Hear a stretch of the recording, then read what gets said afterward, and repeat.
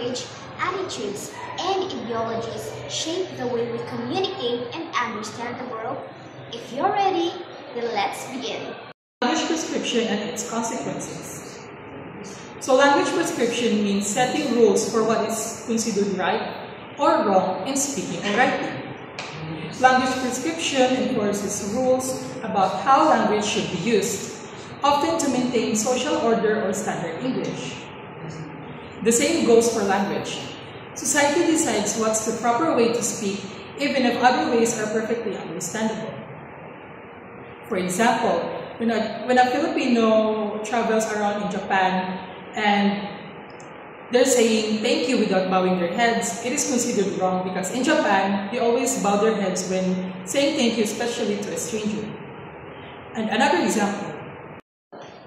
Franz, let's go. We're late. Okay, I'll go. Wait lang. Prescriptive attitudes appear when teachers only care about what's correct and not what is meaningful. And authoritarian attitudes appear when schools or teachers enforce strict language rules. Both follow specific rules or standard and enforces language rules strictly, insisting on one correct way to speak. This is also considered wrong for code switching. A language prescription should not mix languages, but rather follow the standard English. Linguistics and prescription. Linguistics is quite opposite in prescription. If prescription means setting rules for what is considered right or wrong, the linguistics or linguist describes how people use language in real life. It does not judge whether a form is good or bad. For example, Bess, how much did you get kanina sa squeeze? 10 Jay, so difficult talaga. I know, right? Let's do better next time na lang din. In prescriptive, this is wrong because it didn't follow standard English. It uses code switching, which is not allowed and must only speak one language. But in linguistics, a linguist would say this is code switching. It is a normal part of bilingual communication among Filipino. Another example, did you watch it? It was great. What was it? The movie. What else? Oh, I haven't watched it yet. Oh, really? Okay, that's cool. Excuse you. This is also considered wrong in prescription because lang ruins English. But in linguistics, a linguist won't judge it as wrong, but study, describe, and analyze how speakers use these words casually and why this generation uses slang words more. Next topic is all about attitudes to language. Linguistic versus public. Linguists view language descriptively, not prescriptively.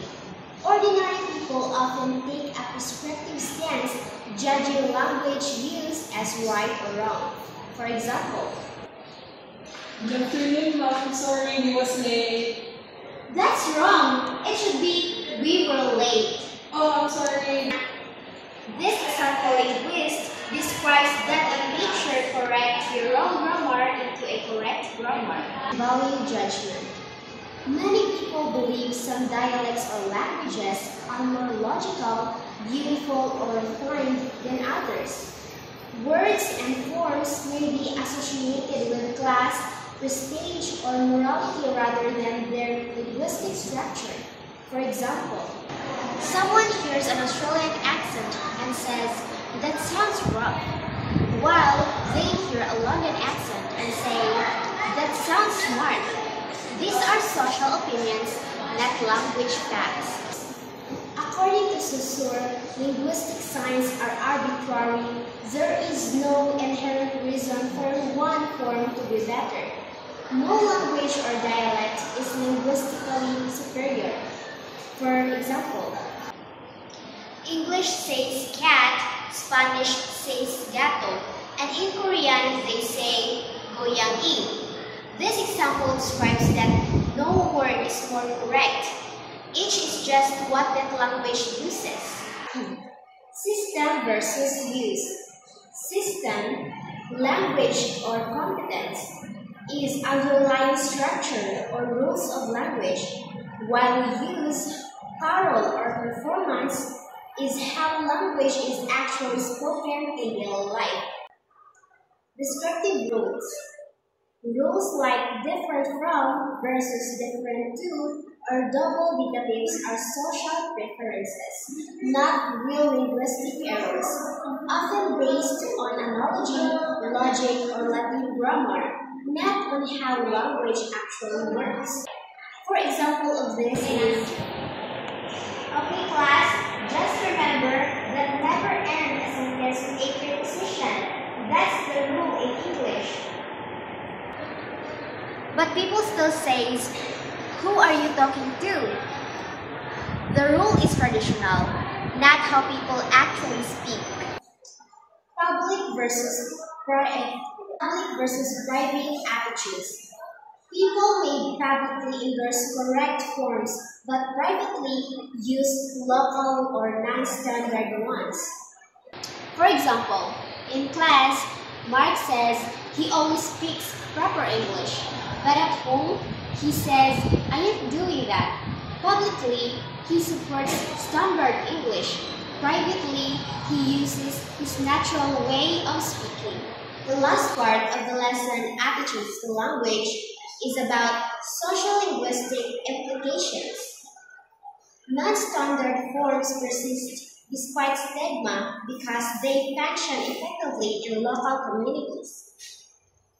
Attitudes toward correctness reflect social hierarchy and identity, not linguistic merit.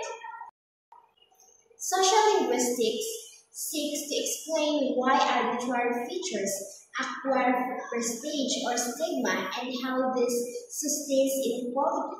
Attitudes to language reflect social values, prestige, and identity, not linguistic truth. Correctness is a social construct, not a scientific fact. The next topic could be language standardization. What is standardization? It is the process by which one variety of language becomes accepted as the correct or normal form. It is not a natural linguistic development, but a social and political process. It involves selection, codification, elaboration, and acceptance of one variety over others. There are 5 characteristics of a standard language. Number 1. Uniformity. Aims to eliminate optional variation, suppresses linguistic diversity. For example, in school, students are corrected for saying ain't or gonna. Even though these are common in everyday speech, teachers insist on isn't and going to keep everyone using the same standard form. Number 2, prestige. Gains authority through social acceptance and association with power, education, and status. For example, a company prefers applicants to speak with a standard English accent because it sounds more professional, even though other accents are equally valid. Number 3, codification.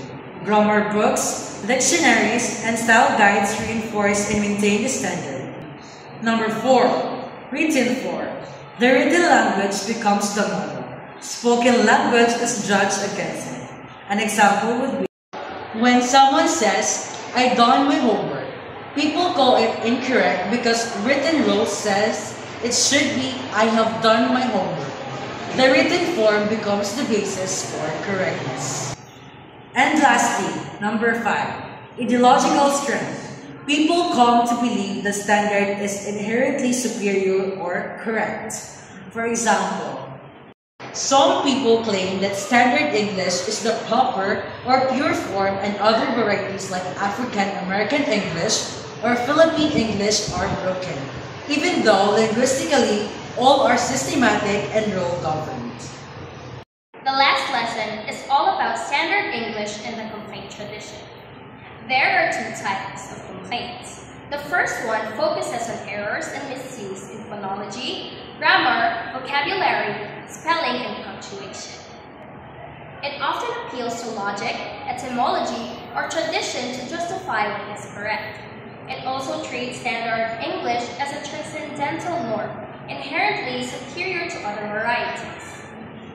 It may apply to both spoken and written language, often blurring the distinction between the two.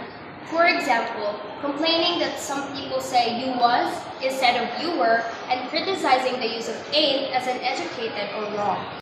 While type 2 complaints is concerned not with grammar or form, but with clarity, honesty, and effectiveness in communication. It focuses on ethical and social responsibility in how standard English is used, especially in public or written contexts. For example, criticizing politicians or advertisers for using vague and misleading language to deceive the public, and condemning journalists for using sensational or exaggerated words that distort fact. That is all for language attitudes and ideologies with the use of authority in language by James Milroy and Leslie Milroy.